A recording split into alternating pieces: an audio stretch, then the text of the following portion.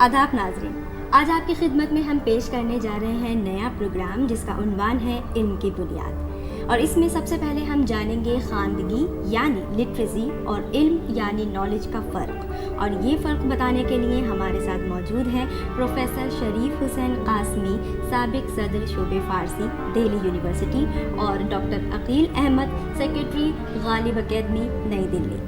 तो डॉक्टर अकील साहब, सबसे पहले मैं आपसे जानना चाहूँगी इस फ़र्क पर आपका क्या कहना है? बुनियादी फ़र्क यह है कि जब हम लिटरेसी की बात करते हैं तो इसका मतलब है कि उस मुल्क में कितने लोग पढ़े लिखे हैं जो अपनी दस्तखत कर सकते हैं। तो इसका ताल्लुक़ यह है कि कोई भी जो है, जब उसको हम ख़वानदा कहेंगे कि वो किसी भी स्क्रिप्ट में, किसी भी रस्म ख़त में लिखना पढ़ना सीख लिया। इल्म जो है, इल्म बहुत वसी है। इसके बानी की तमाम दुनिया की जितने भी चीज़ें हैं उनका गहराई से मुताला करना ये इल्म के दायरे में आएगा। इदारे चाहिए, यूनिवर्सिटी चाहिए, कुतुब खाने चाहिए। कुतुब खाने में जो है ये सब चीज़ें आपको मिलेंगी, इल्म मिलेगा। और किसी भी कौम के लिए, किसी भी मुल्क के लिए, उसकी तरक्की के लिए इल्म की ज़रूरत होती है। हमारे डॉक्टर अकील साहब ने बिल्कुल सही कहा कि एक किताब को पढ़ लेना और लिख लेना ये तो है लिटरेसी, ख़वानदगी। नॉलेज उससे अलग बिल्कुल चीज़ है। वो ये है कि हमने अपने बुजुर्गों की लिखी हुई किताबों से क्या सीखा और फिर खुद इस दुनिया में अपने तजर्बात और अपने मुशाहिदात की बुनियाद पर हम किस नतीजे पर पहुँचे, और उस नतीजे को हमने एक किताब के ज़रिए, एक मज़मून के ज़रिए किस तरह अपने हमवतनों तक पहुँचाया। ये नॉलेज है। यही एक बड़ा फ़र्क है ख़वानदगी में और इल्म में। शुक्रिया बहुत बहुत प्रोफेसर साहब आपका, और आपका भी डॉक्टर अकील साहब बहुत बहुत शुक्रिया। ख़वानदगी और इल्म के बीच का ये फ़र्क हमें समझाने के लिए हम आप दोनों मेहमानों के तहे दिल से शुक्रगुजार हैं। शुक्रिया भाई, शुक्रिया। ख़वानदगी और इल्म के दरमियान फ़र्क को समझने के बाद आइए अब हम अपने इस प्रोग्राम की पहली टेस्ट पेश करते हैं।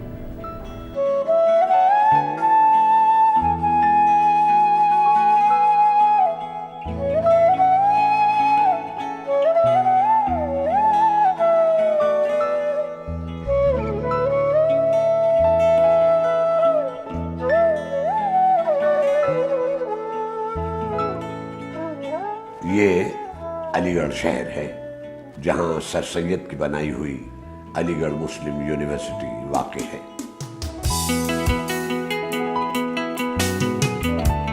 अलीगढ़ की पुरानी गलियों में न जाइए, पुराने शहर से दूसरी सिमत आइए। अलीगढ़ स्टेशन से कुछ फासला तय कीजिए,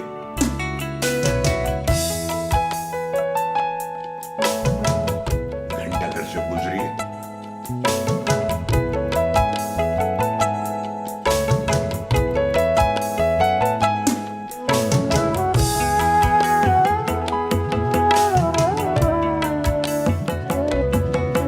अब आप अलीगढ़ यूनिवर्सिटी के दरवाजे पर पहुंच जाएंगे।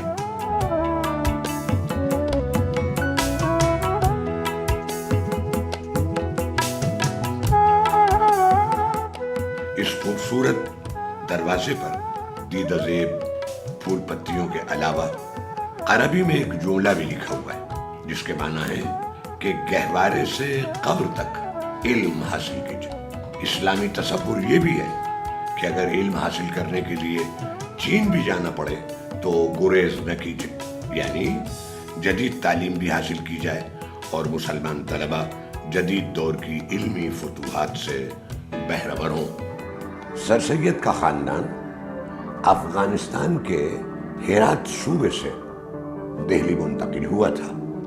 सर सैयद का ख़ानदान दिल्ली में बस गया था। इस रोड का नाम सर सैयद अहमद खान रोड है। ये सर सैयद अहमद खान का आबाई मकान है। इस मकान में दो बड़े बड़े दालान हैं, हौज़ भी हुआ करता था, बड़ा फाटक था। ये पुरानी हवेली बहुत मशहूर थी और यहाँ बड़े बड़े हजरात मुस्लिम शुरफा रहा करते थे इसी मोहल्ले में। ये 1818 में दिल्ली में पैदा हुए। जहाँ इस स्कूल ने बड़े बड़े लोगों को पैदा किया है उनमें एक अलीगढ़ मुस्लिम यूनिवर्सिटी के फाउंडर सर सैयद अहमद खान थे।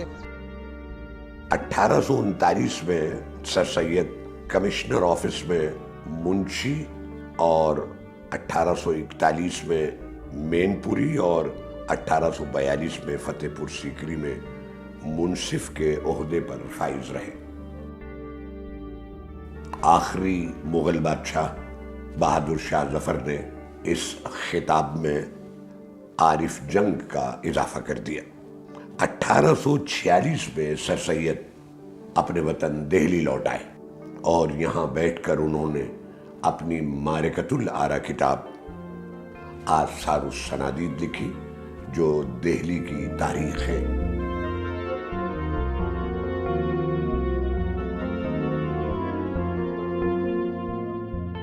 یہ دور تھا انگریزوں کے غلبے کا۔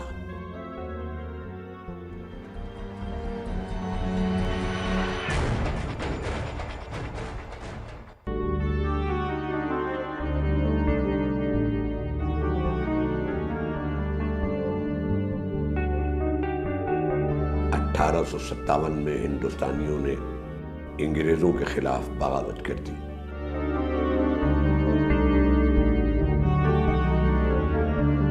اور ان کے غلبے سے آزاد ہونے کی جد و جہد کی۔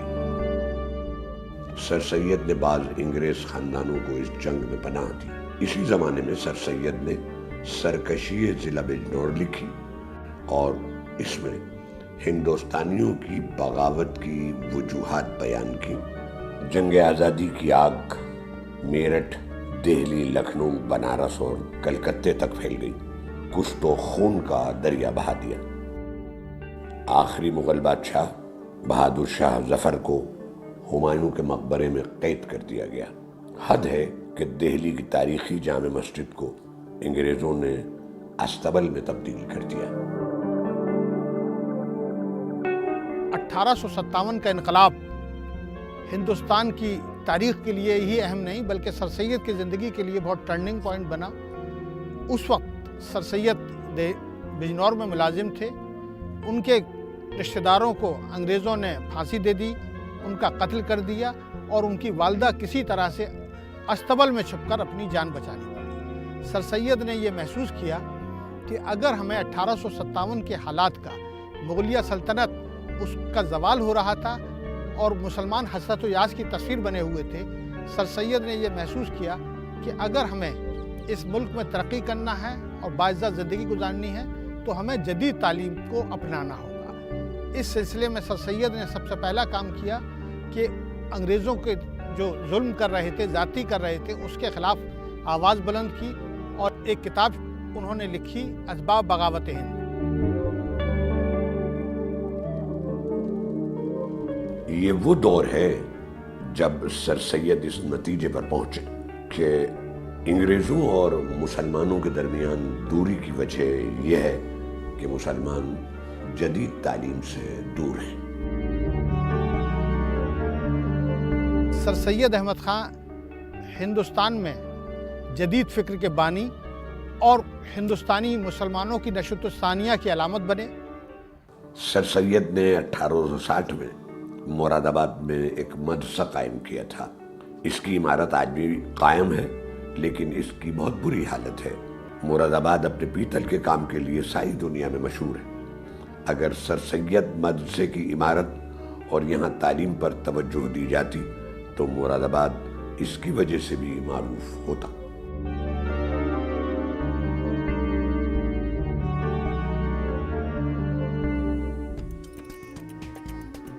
دنیا کے مختلف ملکوں میں اس دور میں تبدیلیاں رونما ہو رہی تھیں۔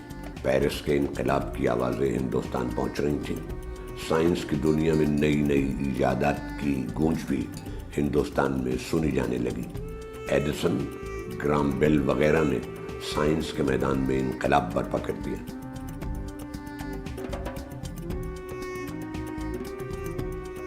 سر سید نے 1863 میں التماس بخدمت ساکنان ہند ایک کتاب لکھی۔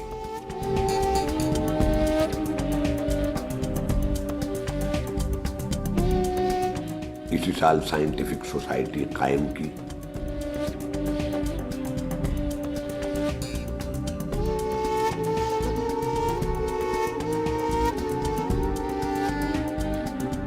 1864 میں سر سید نے غازی پور میں ایک دوسرے مدرسے کی بنیاد رکھی۔ اس موقع پر تقریر کرتے ہوئے سر سید نے کہا تھا، اے خدا، ہم نے محسوس کیا ہے کہ روز بروز علم کی کمی ہوتی جا رہی ہے۔ تو نے ہمیں آمادہ کیا کہ ہم علم کی روشنی پھیلانے پر کمر بستہ ہو جائیں۔ بے شک تو ہی ہمارے دلوں کا مالک ہے، تو اسے جس طرف چاہتا ہے موڑ دیتا ہے۔ اے خدا، تو خوب جانتا ہے کہ جس مدرسے کا سنگ بنیاد آج رکھا ہے وہ مدرسہ تیری غریب مخلوق کے فائدے کے لیے ہے۔ تو اسے قبول کر اور جس طرح تو نے اسے شروع کرایا ہے اس کا انجام بھی بخیر کر۔ 1869 سے 1870 تک سر سید لندن گئے اور وہاں انہوں نے کیمبرج اور آکسفورڈ یونیورسٹی کو دیکھا۔ سر سید نے لندن میں رہنے کے بعد ہی یہ طے کر لیا کہ وہ ہندوستان میں بھی ایک مسلم آکسفورڈ قائم کریں گے۔ سر سید کے سامنے بڑا مسئلہ یہ تھا کہ وہ کس شہر میں قائم کریں، کس علاقے میں قائم کریں۔ تو سر سید نے یہ طے کر لیا کہ وہ اس شہر میں اپنی مستقبل کی یونیورسٹی قائم کریں گے جہاں کا ماحول، انوائرمنٹ سب سے بہتر ہوگا۔ دوسری ایک وجہ یہ تھی کہ یہ جس جگہ ہم کھڑے ہیں یہ 78 ایکڑ زمین تھی۔ سر سید نے ایک نئے علمی شاہجہان آباد کی بنیاد رکھی۔ 8 جنوری 1877 میں MAO college, Mohammedan Anglo Oriental college کا سنگ بنیاد رکھی، جس کا foundation stone Sir Syed Ahmad Khan کی موجودگی میں لارڈ لیٹن نے رکھا، اور یہ اس کی پہلی عمارت ہے۔ جب یہ عمارت قائم کر رہے تھے سر سید تو انہوں نے 2-3 چیزوں کا خاص خیال رکھا۔ ایک تو یہ تھا کہ کسی طریقے سے لوگوں کا تعلیم کے میدان میں حصہ داری ہو۔ انہوں نے ایک اپنی مدد آپ کا تصور دیا، اس میں کہا کہ جو آدمی 25 روپے دے گا اس کا نام باؤنڈری وال پہ لکھا جائے گا، جو آدمی 250 روپے دے گا اس کا نام ہاسٹل کے کمروں پہ لکھا جائے گا اور کلاس روم پہ لکھا جائے گا، اور جو 500 روپے دے گا اس کا نام اسٹیچی ہال جو میرے پیچھے ہے اس کے ہال میں لکھا جائے گا۔ علی گڑھ مسلم یونیورسٹی کا قیام عمل میں آ رہا تھا، اس وقت انہوں نے جو پیغام عام لوگوں کو دیا وہ میں اس وقت آپ کے سامنے انگریزی میں پیش کرنا چاہتا ہوں۔ From the seed which we sow today there may spring up a mighty tree whose branches like those of banyan of the soil shall strike firm roots into the earth and send new and vigorous saplings. This college may grow into a university whose sons shall go forth throughout the length and breadth of land to preach the message of free inquiry, large-hearted tolerance and pure morality. وہ large-hearted tolerance پر بہت وسیع پیمانے پر اس کو بہت emphasise کیا کرتے تھے کہ تنگ نظری کے خلاف بہت زیادہ تھے۔ 1886 میں سر سید نے محمد علی ایجوکیشنل سوسائٹی کی بنیاد رکھی، اور کوئی شک نہیں کہ اس سوسائٹی کی جدوجہد سے سارے ہندوستان میں جدید تعلیم کی اہمیت کا سورج طلوع ہوا۔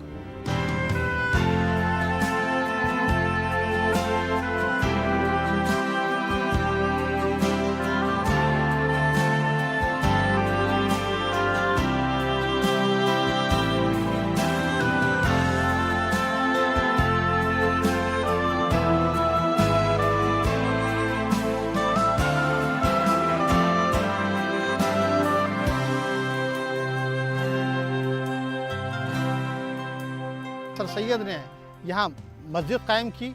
سر سید نے تعلیم ماڈرن ایجوکیشن پہ دی، لیکن تربیت جو ہے خالص ہندوستانی انداز میں کی۔ سر سید نے پٹیالہ کے مہاراجہ مہندر سنگھ کو اس کا پہلا وزیٹر اپائنٹ کیا، اور HGI سیڈنس جو ایک عیسائی تھا اس کو پہلا پرنسپل بنایا۔ سر سید اپنے خاندان کی 12ویں پشت میں ہیں۔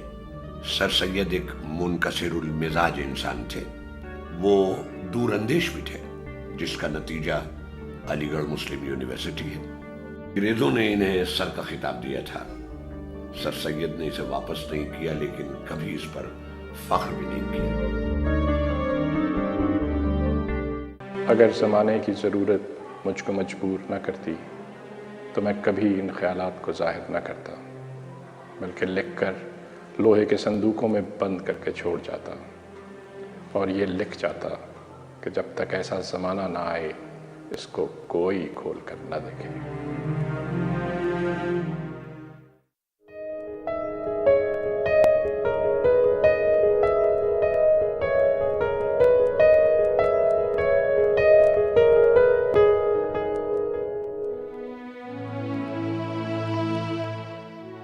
27 मार्च 1898 सर सैयद की जिंदगी का आखिरी दिन था।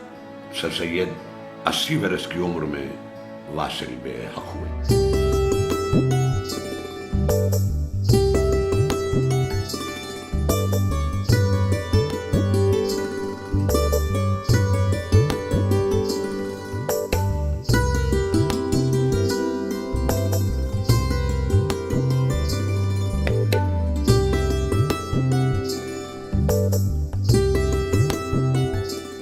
ये मकान सर सैयद का अपना मकान था।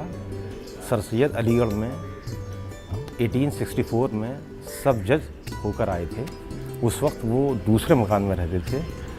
ये 1876 में बनारस से रिटायरमेंट के बाद सर सैयद इस मकान में आए हैं और 1898 तक अपनी डेथ से 1 महीने पहले तक सर सैयद इसी मकान में रहे हैं। डेथ उनकी दूसरे उनके दोस्त के मकान पर हुई है।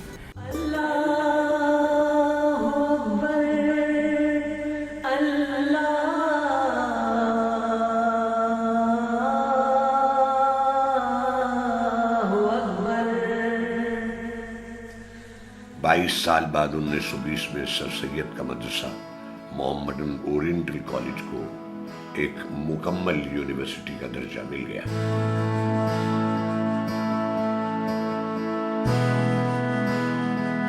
अलीगढ़ मुस्लिम यूनिवर्सिटी के कायम होने के बाद गांधी जी की सरकर्दगी में बहुत सी तहरीकें चलाई गईं। अलीगढ़ के लोगों ने उनमें बढ़ चढ़ कर हिस्सा लिया। गैर मुल्की कपड़ों का इस्तेमाल न करना, ये वो तहरीकें थी जो बड़ी कामयाब रहीं और जिन्होंने अंग्रेजों को मजबूर कर दिया कि वो हिंदुस्तान छोड़ दें। अंग्रेजों, हिंदुस्तान छोड़ो।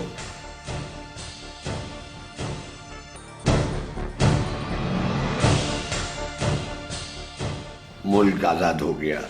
बदकिस्मती से गांधी जी और मौलाना अबुल कलाम आजाद के न चाहने के बावजूद मुल्क 2 हिस्सों में तकसीम हो गया। पाकिस्तान बन गया, गांधी जी को कत्ल कर दिया गया। जो मुसलमान हिंदुस्तान में रह गए थे उनकी इक्तिसादी हालत खराब थी, वो खास तौर पर तालीम में पीछे रह गए।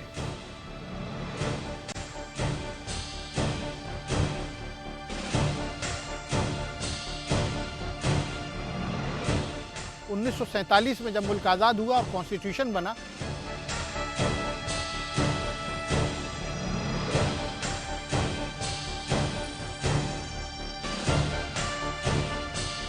तो इसको इंस्टीट्यूशन ऑफ नेशनल इंपॉर्टेंस कहा गया। अब मुस्लिम यूनिवर्सिटी का जदीद दौर शुरू हुआ। डॉक्टर जाकिर हुसैन, कर्नल बशीर हुसैन जैदी, बदरुद्दीन तैयब जी वगैरह इसके वाइस चांसलर रहे और यूनिवर्सिटी ने हर मैदान में तरक्की की। 1952 में पहला इलेक्शन हुआ और अलीगढ़ मुस्लिम यूनिवर्सिटी ने हिंदुस्तान के जमहूरी निज़ाम में भरपूर हिस्सा लिया।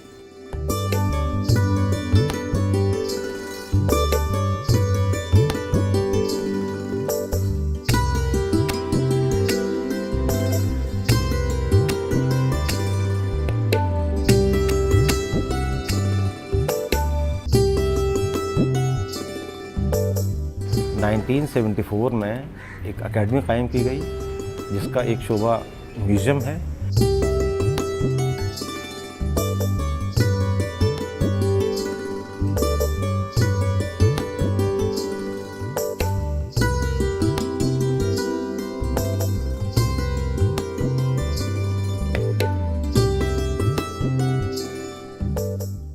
यहाँ सर सैयद से मुताल्लिक़ वो सारा मवाद जो उन्होंने यहाँ पर जो सोसाइटीज़ की बुनियाद डाली, जो काम किए, उनके साथियों के, उनके अलीगढ़ पूरे मूवमेंट का रिकॉर्ड यहाँ के आर्काइव्स में महफूज है।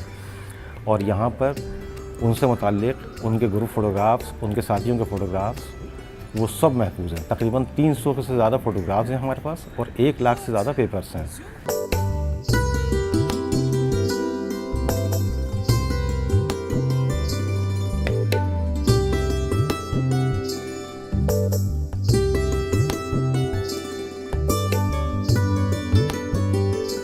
सर सैयद ने 50 से ज़्यादा किताबें लिखी हैं। उन किताबें अब इस वक्त वो किताबें रिप्रिंट आउट ऑफ प्रिंट हैं, उनको यहाँ तकरीबन 11 किताबें हम दोबारा से छाप चुके हैं।